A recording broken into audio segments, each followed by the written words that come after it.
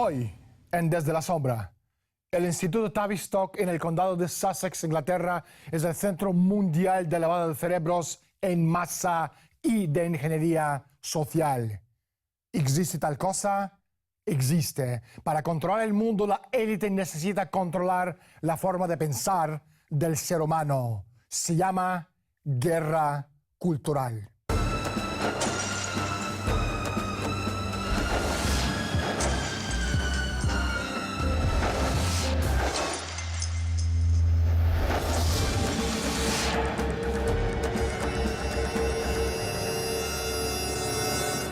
¿Cuál es el propósito de esas modificaciones de la conducta?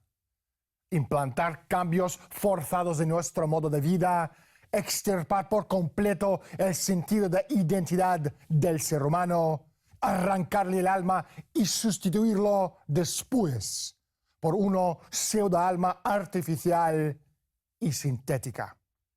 Para hacernos entrar voluntariamente en el mundo de la era postindustrial de crecimiento cero y progreso cero, es necesario forzar un cambio de la imagen que tiene el ser humano de sí mismo, del concepto fundamental de lo que somos.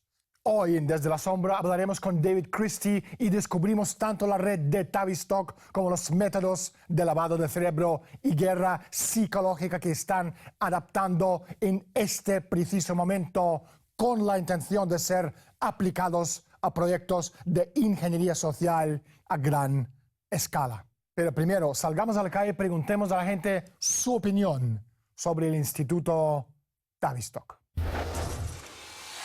Lo desconozco. Yo también. No, no lo conozco. David, gracias por estar con nosotros y bienvenido al programa. Primera pregunta, ¿qué es Instituto Tavistock? Bueno, el Instituto Tavistock ha pasado por varias transformaciones. Apareció en 1920 como una clínica destinada a estudiar los efectos de la neurosis de la guerra en los individuos durante la Primera Guerra Mundial, su experiencia traumática de haber vivido una conflagración.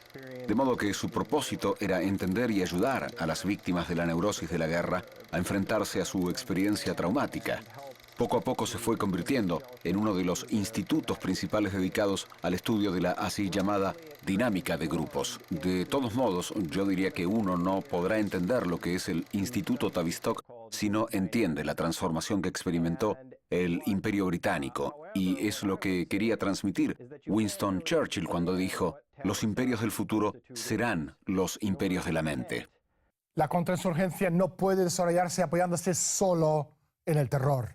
Requiere una aplicación consciente y sistemática por parte de la clase dirigente o de sus víctimas. Esto es exactamente lo que se consiguió con el cambio del paradigma de la sociedad moderna. Toda clase de degeneración musical es un producto fabricado por orden de un laboratorio. Todo ecologista que no haya lavado el cerebro ha logrado huir de un laboratorio de ingeniería social. Todo drogadicto es un producto secundario de una política gubernamental del futuro cuyo objetivo final es la destrucción del espíritu humano y la degradación del hombre. Todos los defensores del radicalismo de izquierda y de derecha, de la conciencia cósmica, de la aberración que supone la New Age y el movimiento contra la guerra y la contracultura de las drogas y el rock, han sido asimismo proyectos de ingeniería social que forman parte de una conspiración única, centralizada y coherente, surgida de algún proyecto patrocinado por algún gobierno y financiado por una fundación y llevado a la práctica a través del Instituto de Relaciones Humanas de Tavistock. Operaciones de baja intensidad es un término clásico del Instituto Tavistock. David, ¿qué es o qué son las operaciones de baja intensidad? Las operaciones de baja intensidad sirven para asimilar el concepto de lavado de cerebro, que naturalmente implica inducir este estrés en las personas, luego aliviarlo, oscilar entre los dos estados y con eso forzar a la víctima a elegir una determinada conducta.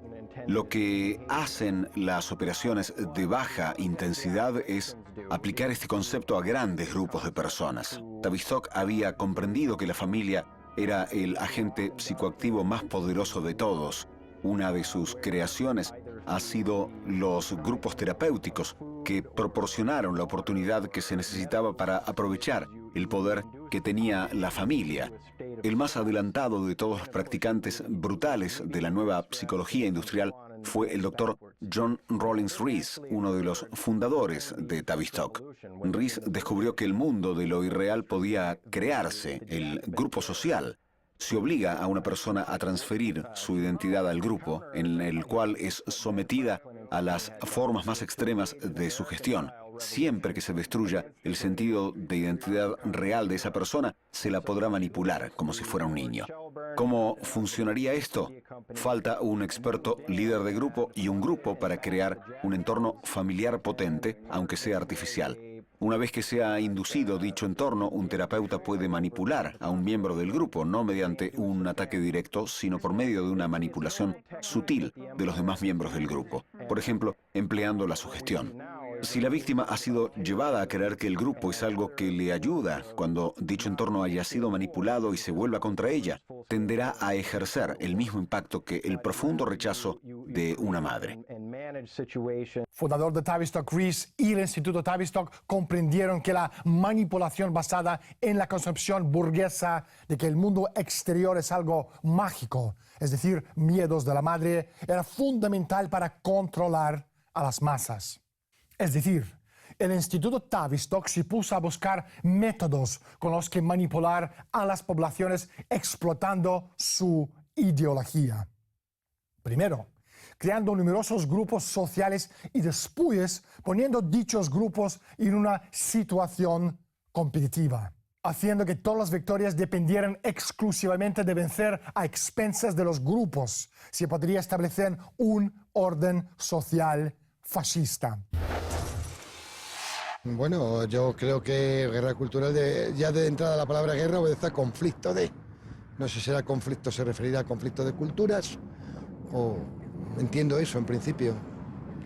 Yo opino igual que él, lo único, guerra cultural puede ser la cultura de Oriente contra Occidente, algo así. Bueno, una transformación, viene a ser como una transformación, un bombardeo al ser, la cultura de la persona. Lo único que se requería era atomizar a la población objeto, emplear un arsenal de armas sociológicas y psiquiátricas que tuvieran como efecto enfrentar a unos contra otros.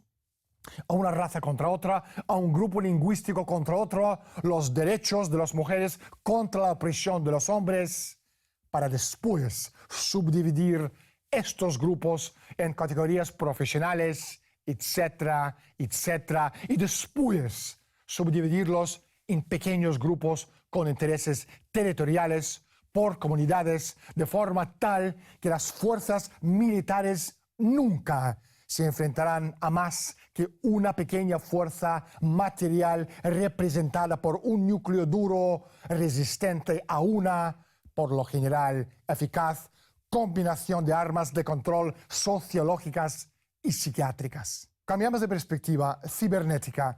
David, ¿qué es? ¿Cómo se relaciona con Tavistock, dinámica de grupos y redes sociales? Por fuera del Instituto Tavistock, algunas redes se han reunido en torno de lo que se denomina la Sociedad Cibernética, que fue fundada por Josiah Macy y otras fundaciones que pusieron mucho dinero en la cibernética para reducir la condición humana al equivalente de la de un animal, eligiendo simplemente entre el placer y el dolor, evitando el dolor y buscando el placer en lugar de esa cualidad de la mente. Se reduce la condición de la persona a solo su sensualidad. La cibernética se propuso estudiar si la mente era como un animal o como una máquina, como un sistema binario o un sistema digital, eligiendo simplemente entre ceros y unos como si se tratara de computadoras basadas en sus cálculos de placer y dolor. Y entonces lo que comenzaron a hacer fue estudiar cómo se produce esto en gran escala, como fenómeno social. En el caso de la sociometría tenemos un gran número de personas que estuvieron involucradas en los grupos cibernéticos, como por ejemplo Frank Stanton de CBS, gente en las firmas de sondeos como Gallup, el Instituto Livingston.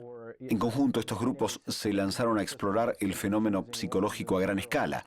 Como un ejemplo de eso, el grupo En torno a la sociometría cuenta Paul Lazarsfeld, que junto a Frank Stanton estuvo involucrado en la Guerra de los Mundos, la transmisión de Orson Welles basada en el libro de H.G. Wells, que fue narrada por Orson Welles, y estudiaron el efecto que tuvo en la población, cuando mucha gente que escuchó el asunto de la invasión no pensó que se trataba de una invasión extraterrestre, sino en que los nazis habían invadido, ya que esto ocurrió en medio de las tensiones de los preparativos para la Segunda Guerra Mundial. Pero, yendo más lejos, estudiarían la dinámica de grupos y también las relaciones. En otras palabras, quién hablaba con quién, qué redes estaban conectadas entre sí, y a partir de la sociometría desarrollarían lo que denominaron sociogramas, que básicamente es qué gente se relaciona con qué gente, qué personas buscan el liderazgo en grupos sociales, fundaciones, corporaciones, cómo las personas ven las relaciones de cualquier grupo al que pertenezcan. Y así se desarrollaron los denominados sociogramas para trazar un mapa de todo eso.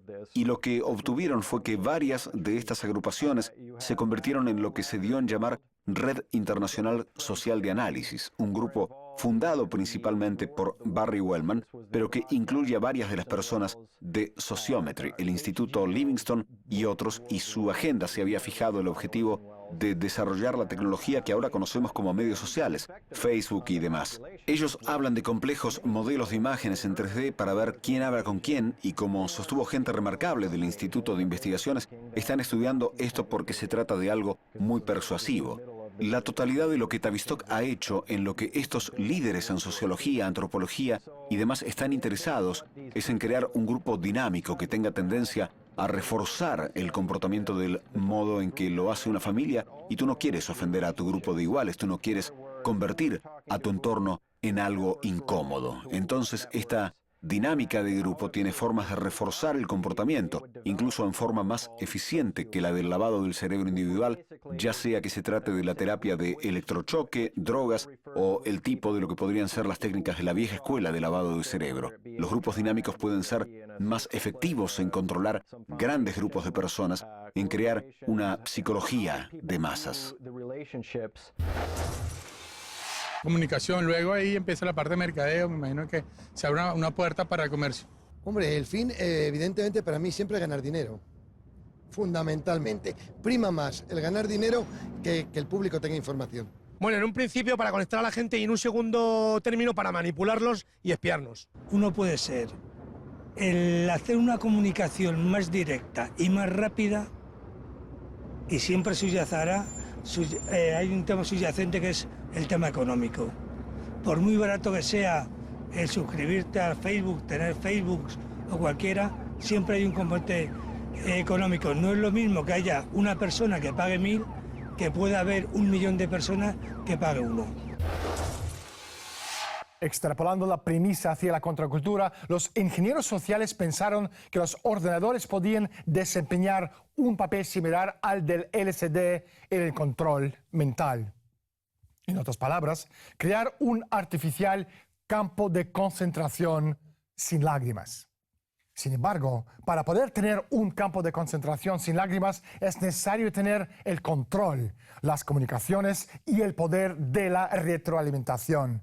Y ahí es donde entra la cibernética con los mecanismos de comunicación y regulación de sistemas complejos conocidos hoy como ingeniería social. La tarea del científico social, también conocido como agente del cambio, consiste en inventar las herramientas adecuadas para explorar un terreno dado. Y en el caso de las interrelaciones humanas, dicho campo es el de las actitudes espontáneas interactivas de todos los individuos que lo componen. Por consiguiente, la tarea del científico social consiste en adoptar las herramientas de modo que le permitan provocar la espontaneidad de los individuos hasta el punto deseado, incluso hasta el máximo. Una cosa que han sabido siempre los constructores de imperios como David Rockefeller es que la persuasión constituye la clave para iniciar movimientos fascistas. Esa es una de las razones de que inicialmente, allá por los años 50, las fundaciones oligárquicas invirtieran cantidades exorbitantes de dinero en la cibernética y que esas mismas fundaciones estén hoy día gastando miles de millones en tecnologías de redes sociales con el fin de cambiar el modo de pensar y de hacer la gente.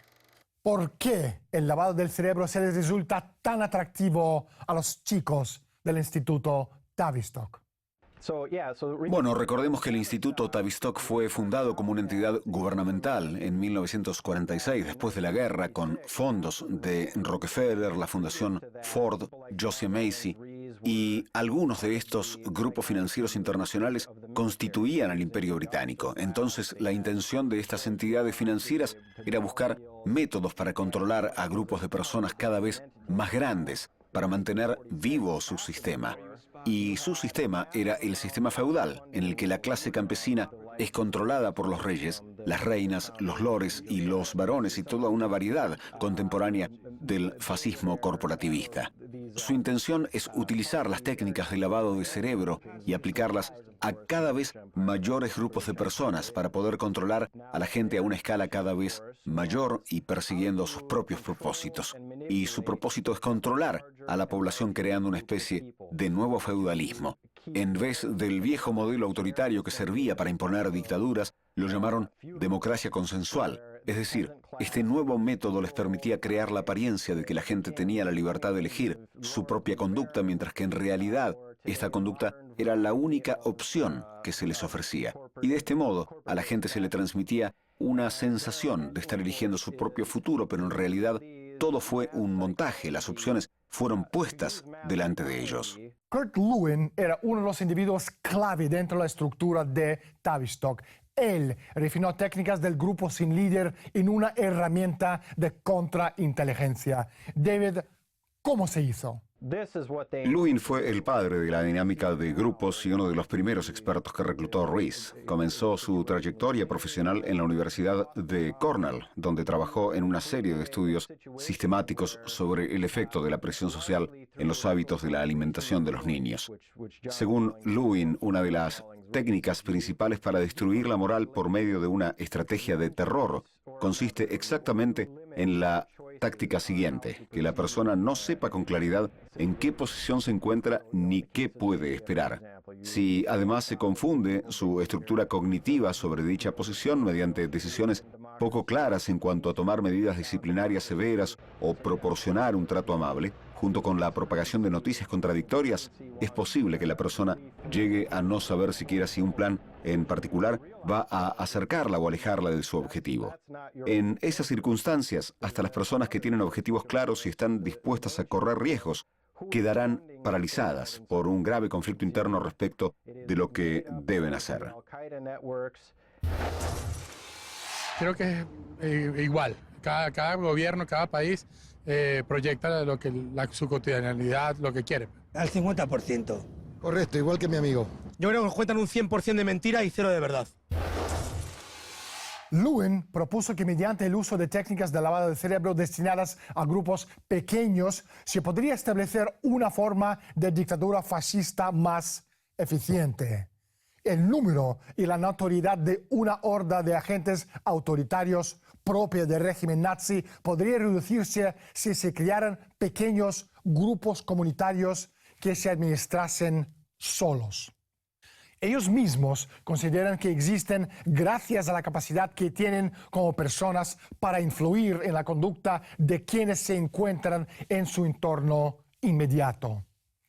El resultado, pensaba Lewin, sería una forma de fascismo más eficiente que tendría la apariencia de una democracia especial. En otras palabras, si el mundo atomizado de la persona se transforma en un entorno controlado de acuerdo a esas reformas estructurales fascistas, la mente de la víctima descubrirá que solo su potencial yo paranoico le proporciona el medio para estar en concordancia con dicho entorno controlado.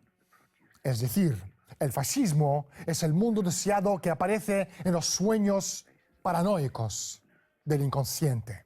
La Federación Mundial de Salud Mental era un proyecto del grupo de cibernética. David, ¿quién lo creó y con qué objetivo?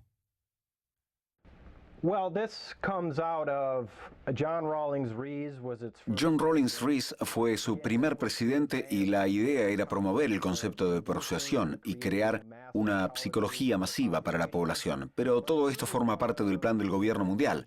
Margaret Mead, quien posteriormente fue una de las presidentes de la Federación Mundial de Salud Mental, dijo que el concepto de la salud mental es extensivo al orden y la comunidad mundial, es decir, la necesidad de situar a psiquiatras en posiciones clave que les permitan desempeñar un papel determinante en los programas administrativos y sociales de los gobiernos y de la industria. No debe sorprendernos que el desaparecido George Orwell concibiera su novela 1984 después de haber pasado un tiempo en contacto con un grupo de seguidores de Rees. Creo que esto deja muy claro la intención de esa organización: participar en la destrucción del Estado-nación soberano. Es la forma moderna del imperialismo, que significa eliminar los Estados-nación y formar un gobierno mundial compuesto por una cábala internacional de cárteles multinacionales y bancos. Y es la forma moderna del Imperio Británico, una variedad moderna de lo que era la Compañía Británica de las Indias Orientales. La intención de esta organización era inducir una psicología masiva para crear un gobierno mundial. Inaugurada en 1948 por el Grupo de la Cibernética, la Federación Mundial de Salud Mental fue uno de los proyectos más deplorables que pusieron en marcha los principales sociólogos, psiquiatras y antropólogos del mundo, las denominadas tropas de choque psiquiátricas. Es decir, grupos de psiquiatras que desarrollaron métodos de control político que empujaron a la mayor parte de la población hacia la psicosis y empleando procedimientos de los llamados programas de modificación de la conducta. Se proponía dicha medida para que la población se volviera sumisa al orden económico internacional que seguiría a la Segunda Guerra Mundial. David, no hay tiempo para más. Muchísimas gracias por estar con nosotros. Le agradezco por el trabajo que usted hace. Cuando hablamos de guerra psicológica, con frecuencia hablamos de maneras de atemorizar al enemigo. Y para conseguirlo, debemos entender la psique del enemigo, lo que le hace amar, odiar, luchar y huir. Y a fin de encontrar el antídoto eficaz, Tavistock y compañía necesitan entender cómo reaccionará dicho enemigo en situaciones de estrés. Esto implica que las tropas del choque que propone Rees deben tener un profundo conocimiento de la psicología humana, un conocimiento que en sí mismo es una especie de magia negra. Y dado que estamos hablando de una guerra de percepciones, de maneras de ver el mundo, es importante que los psicólogos, los psiquiatras, los sociólogos y los antropólogos, esos hombrecillos grises, sin identificar y vestidos con trajes de flanela que trabajan para Tavistock, comprenden el impacto del arte, la música, la literatura y otras expresiones culturales y la manera en que dichas formas de expresión representan el modo de ver el mundo. Como dijo Rees en 1945, las guerras no se ganan matando al adversario, sino minando o destruyendo su moral y conservando la propia. Soy Daniel Stulin. Bienvenidos todos al mundo de Humo Espejos. Gracias por estar con nosotros y hasta la semana próxima.